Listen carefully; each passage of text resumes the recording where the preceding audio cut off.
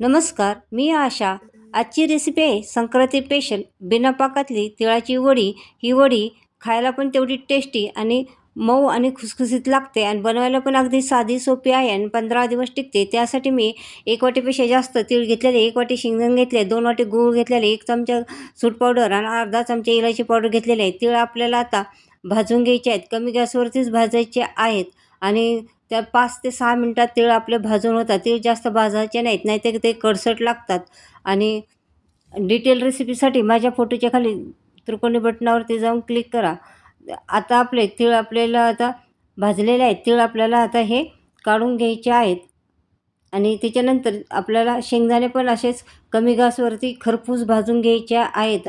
बघा अशा प्रकारे आपले शेंगदाणे भाजलेले आहेत. शेंगदाणे भाजून थंड झाल्यानंतर त्याचे छिलके काढून घ्यायचे आहेत. आणि आता शेंगदाणे थंड होतात तोपर्यंत ज्या ताटामध्ये आपल्याला वड्या करायच्या आहेत त्या ताटाला आपल्याला तूप लावून सगळीकडे एक व्यवस्थित तूप लावून घ्यायचं आहे. आणि आता आपल्याला शेंगदाणे मिक्सरमधनं असे जाडसर भरट काढून, मिक्सर चालू बंद करून असं जाडसर भरट काढून घ्यायचे आहे. शेंगदाणे जास्त बारीक करायचे नाहीत. त्याच्यानंतर तीळ पण तुम्हाला असे मिक्सर चालू बंद करून वाटून घ्यायचे आहेत, जाडसर ठेवायचे आहेत. आता ह्या तिळाचा आणि कलर तुम्हाला जास्त डार्क वाटतात कारण हे गावरान तीळ आहेत, त्यामुळे काळपट तीळ आहेत. त्याच्यानंतर मी सूट पावडर घातली, इलायची पावडरने सगळं मिक्स करून घ्यायचं आहे. त्याच्यानंतर आपल्याला आता गरम करायला ठेवायचे आहे आणि गॅस कमी ठेवायचा आहे आणि त्याच्यामध्ये 1 चमचा तूप घालून तूप उतळून द्यायचं आहे. आणि त्याच्यामध्ये तुम्हाला आता गूळ घालायचा आहे. हा गूळ फक्त तुम्हाला वितळायचा आहे, त्याचा गुळाचा पाक आपल्याला करायचा नाही आहे. आता गूळ आपल्याला वितळला आहे. गूळ आपल्याला खिसूनच घ्यायचा आहे, त्याच्यामुळे तो लवकर वितळणार आहे.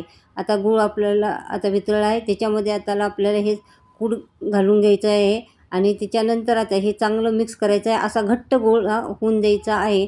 जास्त पण हे होऊन द्यायचं नाही आहे, जास्त वेळ ठेवायचं नाही. 5च मिनटं तुम्हाला हे करायचं, मिश्रण गॅसवरती ठेवायचं आहे.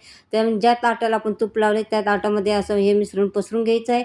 आणि पसरल्यानंतर त्याच्यानंतर आता आपल्याला एक गरम असतानाच वड्या कट करायच्या. वड्या कट करायला मधून सुरुवात करायची आणि त्याला आता तुम्हाला तुमच्या आवडीप्रमाणे त्याला शेप द्या, चौकोन, डायमंड शेप. आता मला जसं आवडेल तसा मी शेप दिलेला आहे. तुम्हाला दाखवायचं आहे म्हणून मी पटकन शेप दिलेला आहे. आणि त्याच्यानंतर ह्या वड्या आपल्याला थोड्या थंड होऊन द्यायच्या अर्धा तास आणि अर्ध्या तासानंतर ह्या साईडने मोकळ्या करायच्या आहेत. अशा प्रकारे आपल्या तिळाच्या वड्या तयार झालेल्या आहेत. चॅनलवरती नवीन असाल तर चॅनलला सबस्क्राईब करा, लाईक करा, शेअर करा, कमेंट करा. पुन्हा भेटणार आहोत. बाय.